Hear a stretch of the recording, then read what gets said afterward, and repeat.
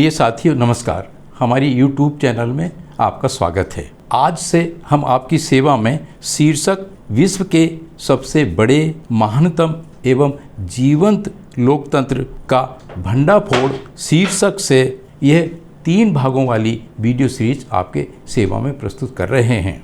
इस शीर्षक की विषय वस्तु पर हम चर्चा करें इसके पहले कुछ परिचयात्मक बातों पर चर्चा कर लेते हैं।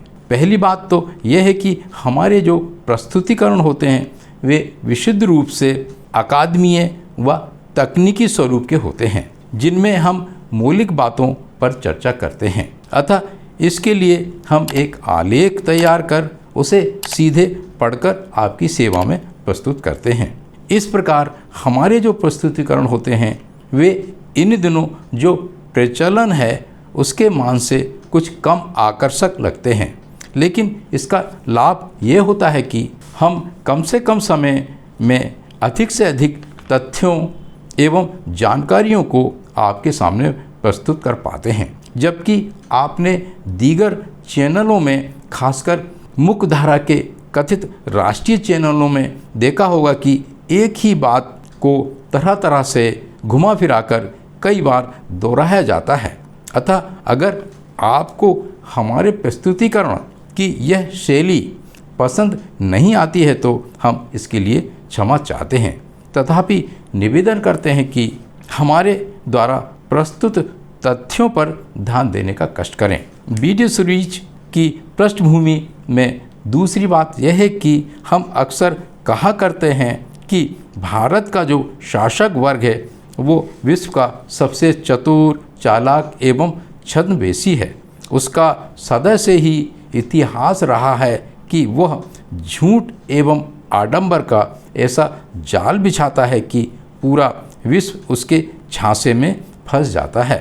जैसे कि अपने धर्म, दर्शन, संस्कृति को, अपने इतिहास को, अपनी सभ्यता को विश्व की सबसे पुरानी, श्रेष्ठ, विकसित एवं महानतम बताना भारतीय शासक वर्ग की फितरत है कि जब भी कोई व्यक्ति किसी आविष्कार के विषय में चर्चा करता है तो भारतीय शासक वर्ग का हर व्यक्ति तपाक से यह दावा करने लगता है कि यह तो पहले से ही हमारे ऋषि मुनियों ने युगों पूर्व आविष्कार कर लिया था। यूरोपीय पश्चिमी देशों ने तो बस हमारे शास्त्रों को पढ़कर उसकी नकल भर की है। इस झूठ को सत्य ठहराने के लिए वे बबूल में भटे लगाने वाली बातें करने लगते हैं एवं तोता मैना किसी कहानियाँ सुनाने लगते हैं।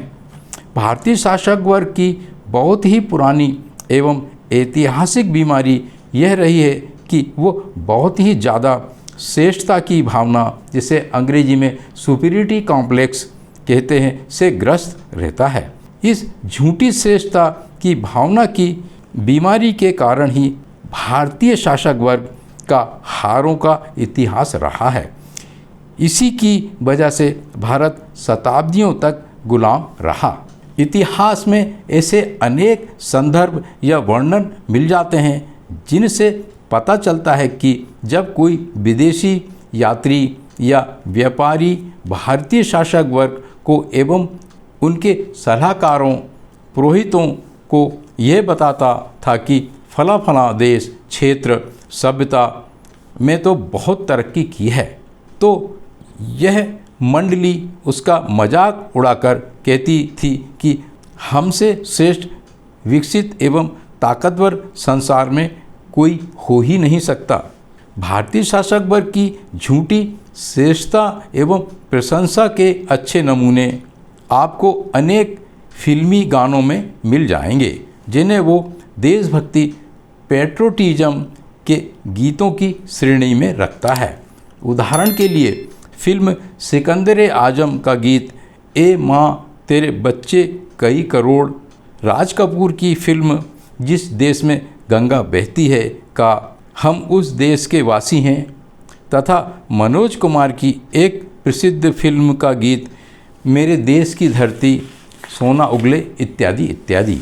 लेकिन जब हम वैज्ञानिक, तार्किक एवं हेतुवादी दृष्टिकोणों से इस तरह के गीतों में आए शब्दों का अध्ययन करते हैं, भारतीय शासक वर्ग के संविधान, विधि विधान, मनुस्मृति के प्रावधानों, कानूनों का अध्ययन करते हैं तथा आज के युग में क्राइम रिकॉर्ड ब्यूरो के आंकड़ों का तथा ह्यूमन डेवलपमेंट इंडेक्स के विश्लेषणों, आंकड़ों का अध्ययन करते हैं तो सच्चाई विपरीत ही नज़र नहीं आती, अपितु विवत्स भी नज़र आती है।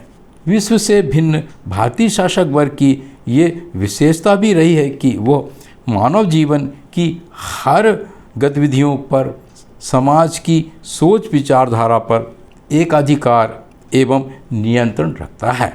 इस गुण की वजह से वो सामाजिक मान्यता प्रणाली, जिसे इंग्लिश में सोशल वैल्यू सिस्टम कहते हैं, को निर्मित एवं नियंत्रित करता है। एक अंग्रेजी कहावत है, आप किसी व्यक्ति के दिलो दिमाग को नियंत्रित कर लीजिए तो फिर आप उसकी हर चीज़ को नियंत्रित कर सकते हैं। लोगों की बुद्धि, सोच विचार धारा को नियंत्रित करने का कार्य भारतीय शासक वर्ग पूर्व में गिनाए गए विलक्षण गुणों के कारण ही करता है। भारतीय शासक वर्ग की इन विलक्षण विशेषताओं के विषय में बाबा साहब अम्बेडकर ने अपनी पुस्तक एनिहिलेशन ऑफ कास्ट में तथा हमारे गुरु B.T. राजशेखर जी ने अपनी विश्व प्रसिद्ध पुस्तक ब्रह्मनिज्म में भी बड़े विस्तार से किया है। इस पुस्तक की हमने इसी चैनल पर पुस्तक समीक्षा भी की है। पर्दे पर उभरी आई बटन को दबाकर आप इसे देख सुन समझ सकते हैं। भारतीय शासक वर्ग अपनी झूठी बातों को तथा कपोल कल्पित कहानियों को सच एवं ऐतिहासिक साबित करने के लिए कहावत एक झूठ 1000 बार बोलो, जोर से बोलो, लंबे समय तक बोलो तो वो सच लगने लगती है का भी खूब इस्तेमाल करता है। यही सब बातें भारतीय शासक वर्ग ने भारत के कथाकथित लोकतंत्र के विषय में भी अपना रखी हैं। इसका प्रोपेगेंडा इतना असरकारक होता है कि सारा संसार इस झूठ को मानने लगता है कि भारत का लोकतंत्र विश्व का सबसे विशाल, महानतम एवं जीवंत लोकतंत्र है। जब हम लोकतंत्र के मौलिक सिद्धांत जन प्रतिनिधित्व, पब्लिक रिप्रेजेंटेशन का अकादमी अध्ययन करते हैं और लोकतंत्र डेमोक्रेसी की सर्वमान्य परिभाषा का अध्ययन करते हैं, जो इस प्रकार से है। लोकतंत्र जनता द्वारा जनता पर एवं जनता के लिए शासन प्रशासन करने की व्यवस्था। तो हम पाते हैं कि व्यवहार में या मैदान में एवं भारतीय समाज में इस मामले में स्थिति ठीक विपरीत ही नहीं है, विवत्स भी है। इन विवत्स तथ्यों को समझने के लिए हम कुछ तालिकाएं आपके समक्ष पर्दे पर पेश कर रहे हैं। इनमें दी गई जानकारियों को एवं आंकड़ों को कृपया झूम करके तथा वीडियो को पॉज करके बारीकी से अध्ययन करने का कष्ट करें। इन तालिकाओं में दिए गए तथ्यों, आंकड़ों को ध्यान में रखते हुए अगर लोकतंत्र की स्थापित परिभाषा की कसौटी पर जांच परख करते हैं तो वो व्यंग्यात्मक एवं कटाक्ष के रूप में इस प्रकार से होगी। भारतीय लोकतंत्र धनाढ्यों एवं अपराधियों का उनके अपने राजकीय स्वार्थों के लिए जनता पर शासन प्रशासन करने की व्यवस्था है। इस प्रकार इस वीडियो सीरीज का पहला एपिसोड यहाँ समाप्त होता है।